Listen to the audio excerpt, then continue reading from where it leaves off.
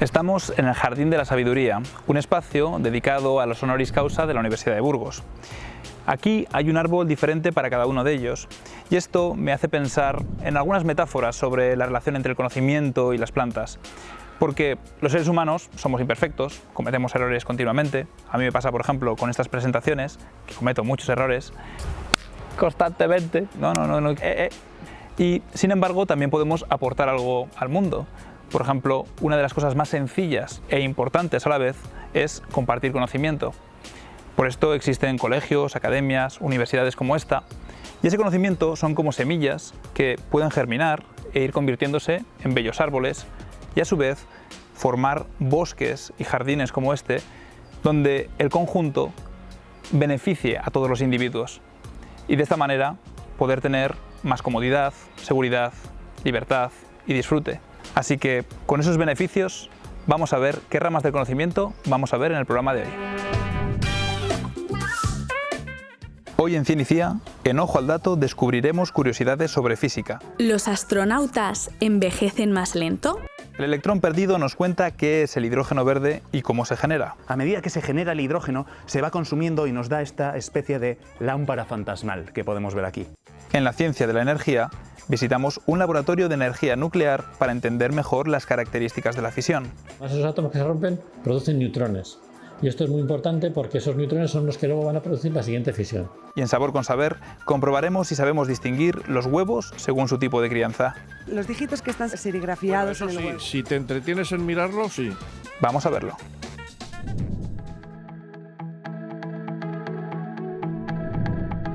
¡Ojo al dato! ¿Los astronautas envejecen más lento?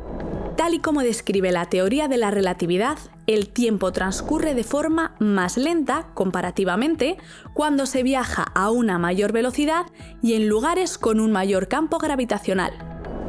Los astronautas de la Estación Espacial Internacional orbitan a 400 kilómetros por encima de la Tierra, por lo que les afecta menos la gravedad, pero como viajan a 7,6 kilómetros por segundo, al final se compensa y su tiempo es algo más lento que a ras de suelo, pero muy poco. Habría que vivir 70 años en la Estación Espacial Internacional para rejuvenecer medio segundo respecto a la Tierra. Es importante tener en cuenta esta dilatación del tiempo para el funcionamiento del sistema GPS, ya que necesita mucha precisión y depende de satélites moviéndose a una gran velocidad alrededor de la Tierra. Gracias a la teoría de la relatividad, se corrigen los datos del GPS que, si no, acumularían errores de hasta 10 kilómetros cada día.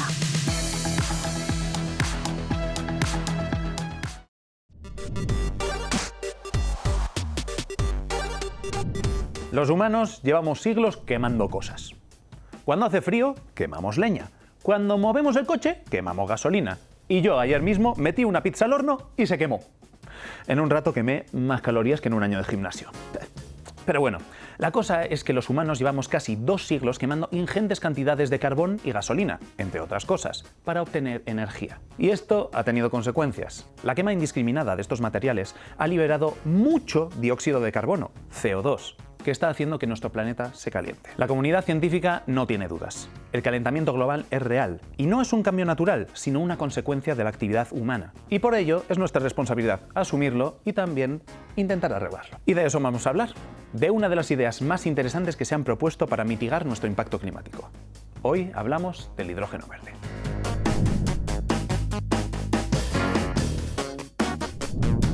El hidrógeno es el elemento químico más abundante del universo. Está en las estrellas, en las nebulosas y también en nuestro planeta, principalmente en los mares y los ríos. Porque ya sabréis que la fórmula del agua es H2O, un átomo de oxígeno y 2 de hidrógeno. Aparte de abundante, el hidrógeno es un elemento bien interesante. Por ejemplo, es un combustible enormemente eficiente, usado, entre otras cosas, para propulsar a los cohetes espaciales. Y además de eficiente, es limpio, porque al quemarse el hidrógeno reacciona con el oxígeno del aire para formar monóxido de dihidrógeno, más conocido como agua. Al no liberar CO2, el hidrógeno es un combustible que podría ayudarnos a luchar contra el cambio climático, aunque hay un problema.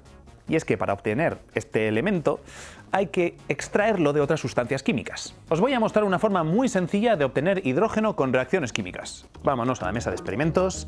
Y aquí tengo un matraz con ácido clorhídrico y un poco de sulfato de cobre, pero bueno, lo importante es el ácido clorhídrico. Este compuesto tiene átomos de hidrógeno unido a átomos de cloro. Entonces, para extraer esos átomos de hidrógeno que están flotando aquí en esta disolución, vamos a añadir pequeños cachitos de papel albal. Así generaremos una reacción que generará burbujas de hidrógeno, que posteriormente quemaremos porque, como hemos dicho, el hidrógeno es muy inflamable. Atentos. Vamos a activar la reacción. Y aquí se empiezan a ver burbujas formándose. Y aquí se genera esta llama que está siendo alimentada por las burbujas de hidrógeno que se están generando. A medida que se genera el hidrógeno, se va consumiendo y nos da esta especie de lámpara fantasmal que podemos ver aquí. Dios, me encanta este experimento. Aunque, como podéis ver, esta es una forma muy eficiente de generar hidrógeno, porque lo hemos generado en grandes cantidades y de forma muy rápida, la verdad es que no es muy útil para la industria. Porque para generar este hidrógeno hemos usado primero ácido clorhídrico, que es un compuesto muy corrosivo, y luego aluminio, que es un metal muy contaminante para la naturaleza. Y eso no mola. Lo interesante sería poder generar hidrógeno sin emitir ningún gas contaminante ni ningún producto tóxico. De hecho, tenemos un nombre para el hidrógeno generado de esa forma: hidrógeno verde. Al hidrógeno generado de forma menos sostenible, como es este caso, se le llama hidrógeno gris. Aunque estos son solo etiquetas, porque el hidrógeno como tal no es ni verde, ni gris, ni blanco, ni tiene color, vamos. Hoy en día se considera que la forma más limpia de fabricar hidrógeno es a partir del agua. Como hemos dicho antes, el agua tiene mucho hidrógeno, porque es H2O. Así que lo único que hay que hacer es aportar energía para romper las moléculas de agua y separar el hidrógeno del oxígeno. Y esto se puede hacer fácilmente, con una pila y 2 cucharas. Entonces, lo que vamos a hacer aquí, tenemos agua de grifo normal y corriente, que la acabamos de sacar ahí de una pileta. Ahora le vamos a echar unas poquitas perlas de sosa, más que nada para que conduzca un poquito mejor la electricidad. La vamos a disolver así poco a poco. Uso el lado de abajo de la cuchara porque son mías y entonces no las quiero manchar mucho. Vale, entonces ahora lo que vamos a hacer va a ser conectar cada una de estas cucharas a uno de los polos de la pila. Entonces, esta la vamos a conectar al positivo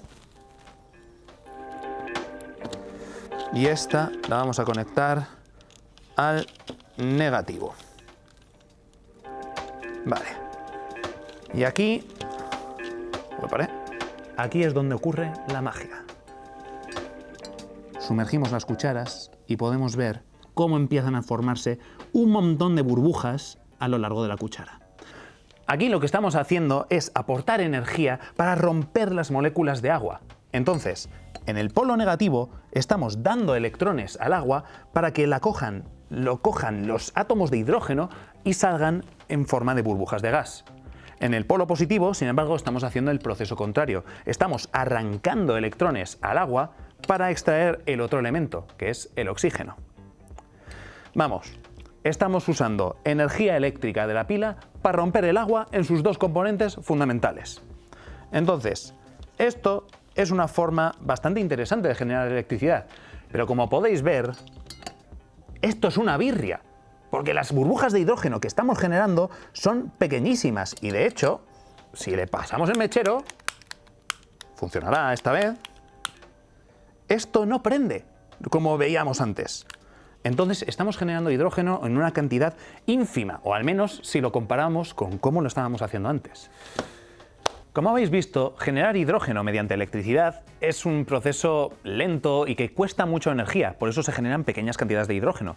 Pero esto sigue siendo muy interesante, porque si en vez de una pila usamos una placa solar o un molino eólico, podríamos generar, esta vez sí, hidrógeno verde, sin contaminantes de ningún tipo. Es por ello por lo que es muy interesante acelerar este proceso de ruptura del agua. Y por suerte hay muchas formas de hacerlo. Por ejemplo, si en lugar de usar cucharas de mi casa utilizase una lámina de platino como electrodo, la generación de hidrógeno sería mucho más eficiente, porque el platino es un excelente catalizador para esta reacción. Pero por desgracia, el platino es escaso y caro. así que no es útil para generar hidrógeno, o al menos no a nivel industrial. Es por ello que existen miles de investigadores a lo largo de todo el mundo que se están esforzando en encontrar nuevos materiales capaces de catalizar, es decir, de acelerar este proceso. Así que, como podéis ver, generar hidrógeno verde no es difícil, pero sí que lo es formarlo eficientemente. Pero aún así no es por ello menos interesante, porque si lográsemos una forma de generar hidrógeno verde en grandes cantidades, nuestra sociedad cambiaría por completo. Podríamos usar este hidrógeno como combustible para aviones, o tal vez para los coches del futuro, el coche de hidrógeno. Tal vez podríamos utilizarlo para fabricar acero y así sustituir el carbón que alimenta los altos hornos. En definitiva, que podríamos usar este hidrógeno para reducir nuestras emisiones de CO2 y luchar así contra el cambio climático. ¿Quién sabe? Igual así podríamos dejar un mejor planeta a las próximas generaciones. Un planeta con menos sequías, con menos inundaciones. Un planeta donde los países más desfavorecidos tengan una oportunidad para desarrollarse y no ser arrollados por el clima extremo. Merecería la pena, ¿verdad?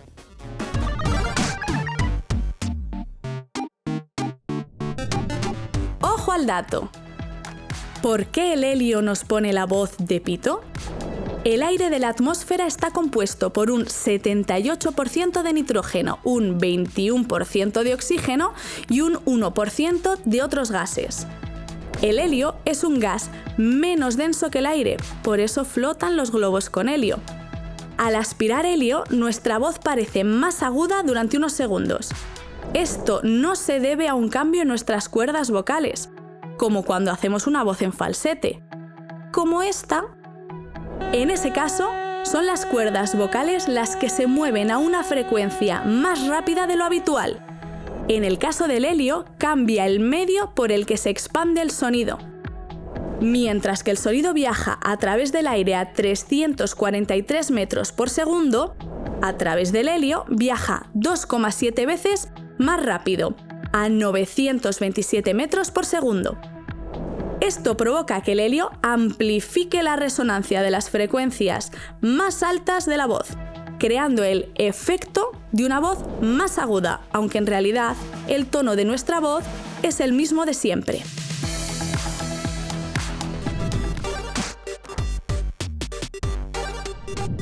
La energía nuclear de fisión es una de las formas más polémicas de producción de energía. A diferencia de la fusión, que todavía no dominamos, y que consistiría en unir átomos ligeros, la fisión consiste en romper átomos pesados de uranio, por ejemplo. Pero en el proceso, en el que podemos conseguir un montón de energía eléctrica, también se producen residuos radiactivos, lo cual representa un problema. Hoy estamos en el CIEMAT para intentar comprender mejor en qué consiste la energía nuclear, cuál es su potencial y cuáles son sus mayores retos. Vamos a verlo.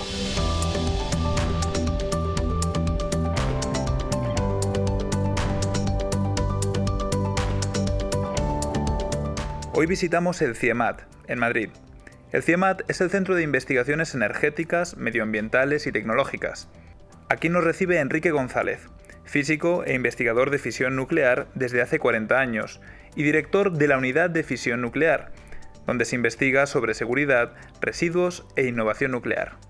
Muy buenas, Enrique, muchas gracias por acogernos en vuestros laboratorios. Aquí estudiáis e investigáis en energía nuclear de fisión, que es la que se emplea en las centrales nucleares actualmente, en España, en Francia, en otros muchos países. Y como veo, la seguridad es primordial, ¿no? Incluso cuando se trata de investigación, claro. Efectivamente, en la tecnología nuclear se manejan materiales que son peligrosos y para que esto se pueda hacer sin ningún riesgo para la salud de las personas, pues la cuestión de la cultura de seguridad se impone desde el principio y además estamos sujetos a una supervisión del Consejo de Seguridad Nuclear para garantizar que todas las operaciones que hagamos siempre sean respetuosas de la salud y de los medios que podamos utilizar. Cuando tratamos la energía nuclear de fisión, que es la que controlamos hoy en día como fuente de energía, yo sé que la fisión consiste en romper núcleos atómicos grandes, ¿no? De átomos grandes. ¿Me podrías explicar un poquito más en qué consiste esta reacción y cómo se consigue esa energía? Vamos a ver, lo que pasa es que los núcleos más pesados, que tienen más protones y neutrones, esos núcleos son inestables, son menos estables que los núcleos un poco más ligeros. En el caso de la fisión nuclear actual, Los isótopos que más utilizamos para producir fisiones son el uranio 235 y el plutonio 239. Un isótopo es una variante de un átomo, ¿no? Un isótopo es un átomo que tiene el mismo número de protones, pero puede tener distinto número de neutrones. Entonces puede pesar más o menos, sigue siendo el mismo elemento químico. Es decir, químicamente es indistinguible, pero desde el punto de vista del comportamiento nuclear sí que tienen comportamientos muy distintos. Por ejemplo, el uranio 235 es muy fácil de romper, de fisionar cuando incorpora un neutrón, mientras que el uranio 238, que es el más abundante en la naturaleza, pues aunque incorpora un neutrón, en general no se rompe. Es mucho más estable. Es más estable. Y entonces cuando incorpora el neutrón, pues en vez de romperse, lo que hace es convertirse en uranio 239, que se desintegra enseguida y se produce en plutonio 239. Esto tiene de bueno que lo podemos usar para producir más energía, y de malo que si no lo usamos así, pues es un residuo radiactivo. Cuando se rompe ese uranio 235, al romperse se producen dos trozos que son de tamaños parecidos, no son idénticos, pero son de tamaños parecidos. Cada uno de esos dos trozos lleva una energía cinética importante, se va moviendo con una velocidad importante, y cuando se frenan, depositan su energía en forma de calor en el medio que hay alrededor. En general, ese calor pues va a calentar la pastilla de combustible, y esa pastilla de combustible va a calentar el agua. Se acaba produciendo un vapor que entra en una turbina, y esa turbina por el movimiento genera electricidad, ¿vale? Pero todo ha partido de que hemos roto un núcleo de uranio 235, que esto es lo que nos obliga, porque muchas veces habéis oído hablar que tenemos uranio enriquecido. Entonces, el uranio que hay en la naturaleza tiene muy poco uranio 235, menos del 1%. Y el que tenemos en las centrales nucleares lo queremos utilizar con enriquecimiento en orden del 4 o 5% de uranio en 235, ¿vale? Tenemos que hacerlo para que haya suficientes átomos que se rompen, y además esos átomos que se rompen producen neutrones. Y esto es muy importante porque esos neutrones son los que luego van a producir la siguiente fisión. Entonces no tenemos que estar continuamente añadiendo neutrones, sino que el mismo proceso de fisión genera los neutrones que dan lugar a la siguiente fisión, lo que se llama la reacción en cadena.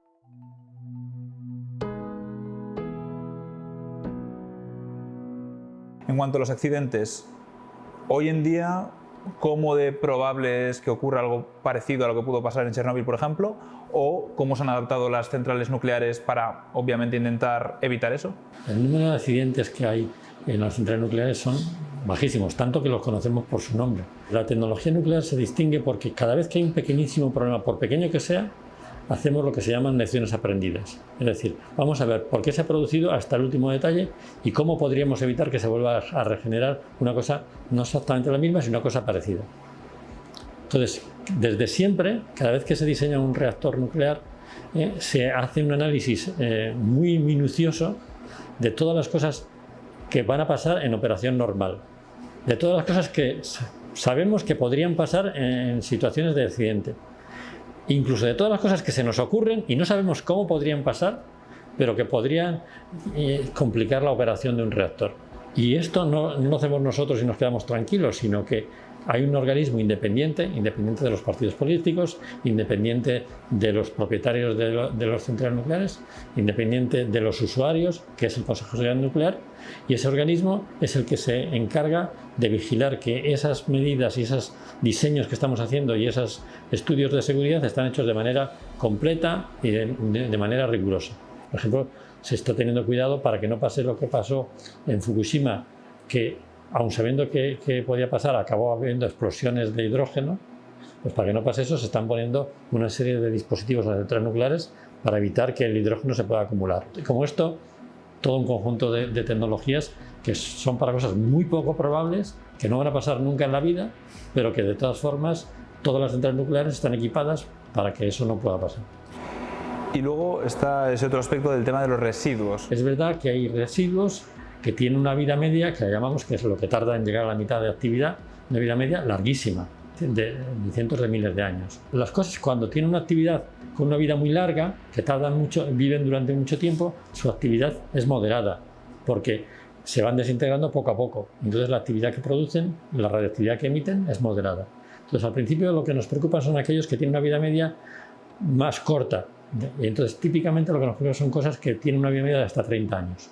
Entonces, en los residuos que nos preocupan, tenemos por una parte los residuos que tienen una vida media de hasta 30 años, que van a desaparecer su actividad al cabo de 100 o 200 años, podemos considerar que ya su actividad es mínima, y luego tenemos otros que duran miles de años.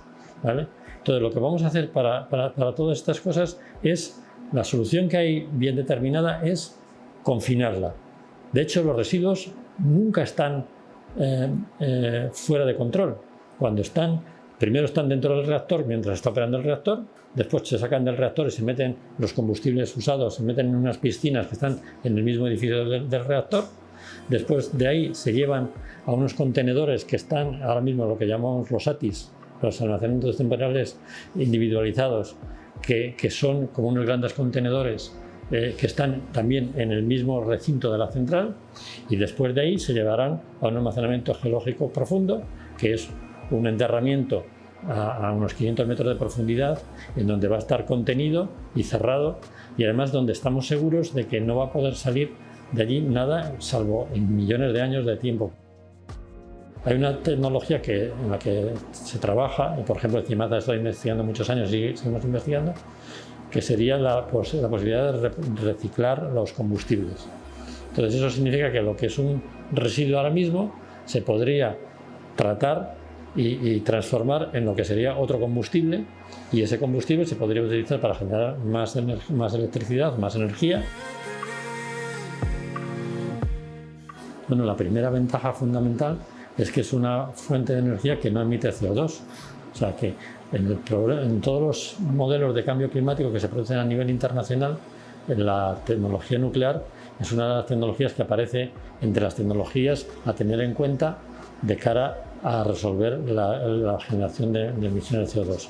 Y luego, en el caso de las centrales que ya están en operación, los costes de generación son bajos, porque el coste de la generación de electricidad de origen de fisión nuclear viene fundamentalmente del coste de construcción de la central nuclear, no del coste del combustible nuclear. El coste del combustible nuclear es una parte muy pequeña. Entonces, podemos decir que las centrales que están en operación ya tienen un coste de generación y que han amortizado durante los años, poco a poco han ido amortizando sus costes de generación. Seguirlas operando pues tiene un coste de generación relativamente bajo. Entonces, de cara a un futuro, teniendo en cuenta estas ventajas y teniendo en cuenta pues esa descarbonización, ¿no?, a la que estamos intentando ir en general con la producción de energía, ¿qué papel es el que juega la nuclear de fisión? Bueno, pues es lo que estaba diciendo antes. Esto depende del país. Cada país puede decidir usarlas o no usarlas, pero a nivel internacional, a nivel global, sí que tienen que tener un papel importante para seguir generando electricidad sin emisiones de CO2 y a un coste razonable, de manera que a nivel global de todo el planeta, pues la generación sea moderada en un proceso, que al menos durante todo el proceso de transición, hasta que las renovables sean capaces de suministrar energía de una manera completa. Lo que sí que hay que ver es, de cara al futuro, si se va a apostar para esa función de regulación de la red, se va a apostar por una tecnología nuclear con bajas emisiones de CO2, o si no, al final se tiene que acabar recurriendo al gas, y en ese caso pues habrá una serie de emisiones de CO2 que siempre serán mayores que las que hay en el caso de la nuclear.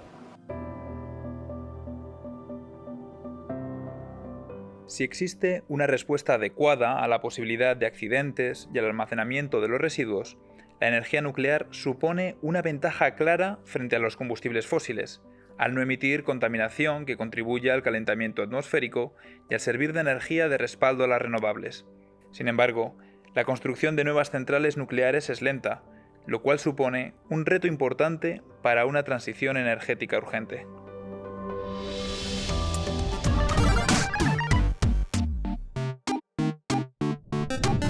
¡Ojo al dato! ¿Existen los espejismos? Los espejismos no son un tipo de alucinación de la mente, sino que son un efecto óptico que se puede capturar con una cámara. Los espejismos son imágenes desplazadas de elementos lejanos. Al igual que la luz cambia de dirección al pasar del aire al agua, los espejismos se producen cuando la luz cambia de dirección al atravesar capas de aire que tienen distintas densidades debido a diferencias de temperatura. Hay tres tipos de espejismos: Los espejismos inferiores se producen cuando el suelo está muy caliente, como en las carreteras o en el desierto. Como la imagen aparece invertida, aumenta la sensación de estar viendo un líquido que refleja la luz.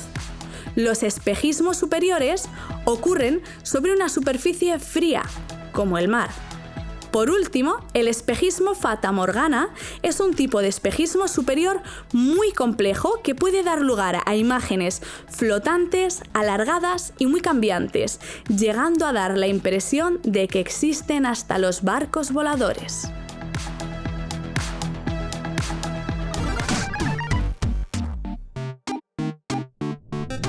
Hoy venimos a la zona de los huevos para preguntar en qué nos fijamos cuando los compramos. El tamaño, el precio, ¿qué significa gallinas criadas en el suelo o qué son huevos camperos? Pues hoy resolvemos todas las dudas.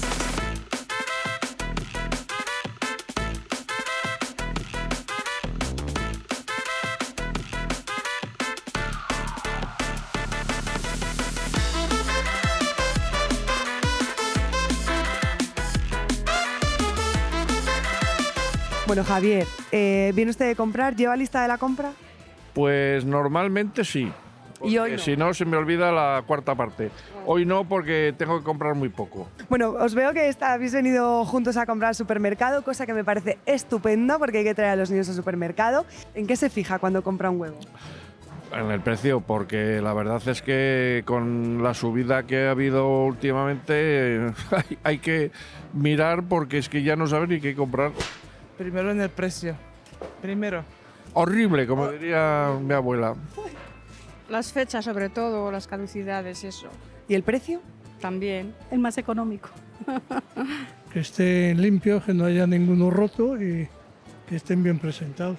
Y luego también voy comparando tamaño, cantidad, a ver si compara el precio que me concorda con lo que ofrece, vamos. Miro en el precio ¿Sí? de acuerdo al tamaño que yo busco. ¿Y esto que pone gallinas camperas, criadas en el suelo, no sé qué, eso qué significa? Pues eso es la vida que tiene la gallina ponedora. Pues yo creo que son un poco más que las crían a nivel, no como las granjas donde crían los pollos, que las crían en otro nivel mejor, digo yo. Hombre, las camperas son que van libres, que van a su bola, como dicen, ¿no? Sí y no. ¿Por qué? Porque primero, las denominaciones que pones no saben si corresponden a qué realidad, y en segundo lugar, pues porque te cuentan muchos cuentos. Fíjate que gallinas mentira, las que tiene Santiago mi marido, que las está echando el triguillo y eso, pero no las que te venden, porque todo es una mentira. ¿Has ido a verlas a ver cómo están las gallinas correteando? Que todo es una mentira. Se supone que los huevos camperos pues son, en vez de estar las gallinas apelotonadas en jaulas, porque tienen un poco más de espacio, pero vamos, un poco más allá.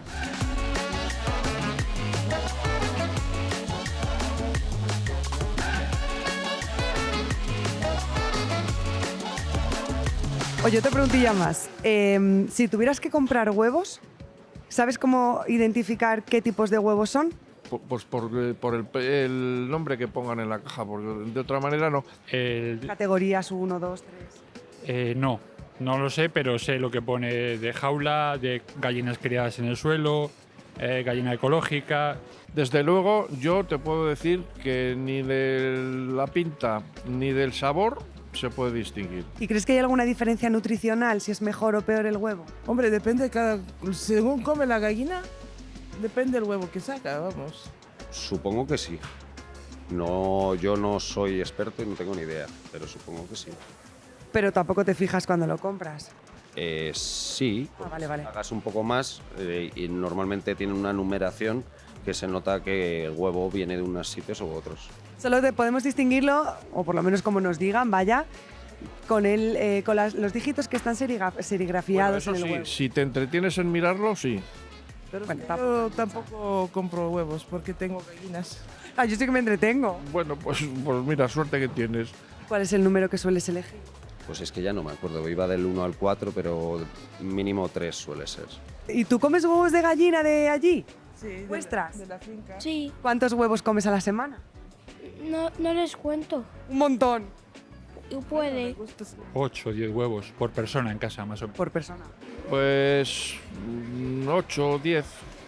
Casi todos los días. Muy bien, muy bien. Me gusta el huevo. Hasta 8, 10, 14 huevos a la semana se pueden comer sin problemas, sin ningún problema. No creo que llegamos a tanto. No a tanto. ¿Aún recordamos cuando decían que tenía mucho colesterol? Sí, yo sí. Hace mucho tiempo. Lo del mito del colesterol en el huevo hace mucho tiempo. Por lo menos en mi casa, porque además somos todos del mismo parecer. Tener una alimentación buena. ¿Tú tienes una alimentación buena? ¿Comes carne, pescado, mucha verdura, fruta, cereales? Sí, lo que toca, lo que prepara mamá. Qué bien, pues mamá prepara muy bien, entonces. Bueno, yo soy cocinera, por una parte. A mí se me da muy bien hacer los lomos. ¿Cocinas y todo? Sí, ¿Cuál es tu plato favorito de cocinar? lomo, ¿Lomo de qué? de cerdo. ¿Y cómo lo haces? Primero, no sé cómo explicarlo.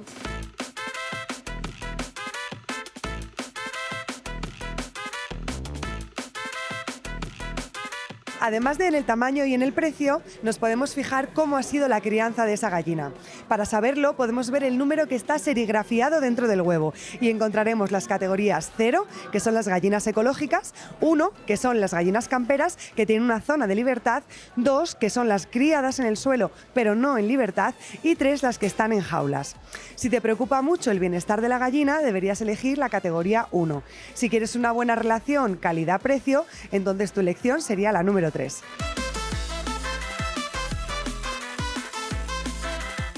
Ya hemos superado que el huevo sube el colesterol. Ahora, además del precio y del tamaño, sabemos en qué nos tenemos que fijar para saber cuál ha sido la cría de la gallina, en el dígito que podemos encontrar en el huevo. Ahora ya tienes la información, en tu mano está la decisión. Si hemos llegado a ver más lejos, no es por la agudeza de nuestra vista, especialmente la mía, sino porque somos como enanos subidos a hombros de gigantes.